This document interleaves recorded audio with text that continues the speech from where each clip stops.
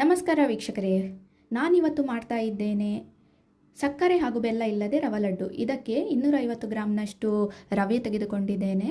ಹಾಗೆ 10 ಖರ್ಜೂರ, ಸ್ವಲ್ಪ ಗೋಡಂಬಿ, ಸ್ವಲ್ಪ ಚೆರಿ ಡ್ರೈ ಫ್ರೂಟ್ಸ್, ಹಾಗೆ 1-2 ಏಲಕ್ಕಿ ಮತ್ತು ಅರ್ಧ ತೆಂಗಿನ ತುರಿಯನ್ನು ತೆಗೆದುಕೊಂಡಿದ್ದೇನೆ. ಇವಾಗ ನಾವು ತುಪ್ಪವನ್ನು ಬಿಸಿಯಾಗಲಿಕ್ಕೆ ಬಿಡುವ.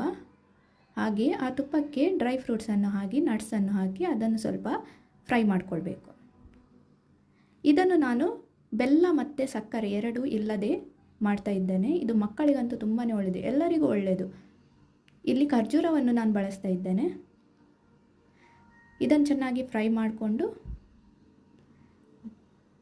ನಂತರ ಅದೇ ಪಾತ್ರೆಗೆ ನಾವು 250 ಗ್ರಾಮ್ನಷ್ಟು ರವೆಯನ್ನು ಹಾಕಿ, ಚಿರೋಟಿ ರವೆಯನ್ನು ಹಾಕಿ ಅದನ್ನು ಚೆನ್ನಾಗಿ ಫ್ರೈ ಮಾಡಿಕೊಳ್ಳಿ. ತುಪ್ಪದಲ್ಲಿ ಫ್ರೈ ಮಾಡಿಕೊಳ್ಳಿ.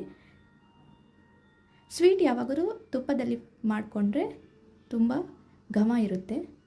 ಇವಾಗ ಖರ್ಜೂರ, ತೆಂಗಿನ ತುರಿ ಹಾಗೆ ಏಲಕ್ಕಿಯನ್ನು ಹಾಕಿ ಈ ಮಿಶ್ರಣವನ್ನು ಗ್ರೈಂಡ್ ಮಾಡಿ ತಂದಿದ್ದೇನೆ.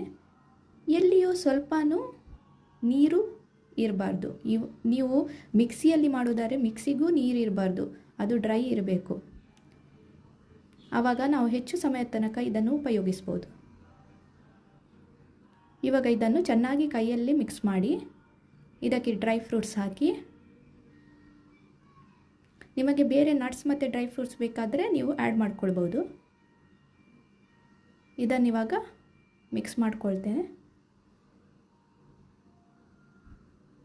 ಹೊಸ ವರ್ಷಕ್ಕೆ ಆರೋಗ್ಯಕರವಾದ ರವೆ ಲಡ್ಡು ರೆಡಿ. ರವೆ ಲಡ್ಡು ತುಂಬಾ ಇಷ್ಟ, ಆದರೆ ಸಕ್ಕರೆ ಬೇಡವೇ?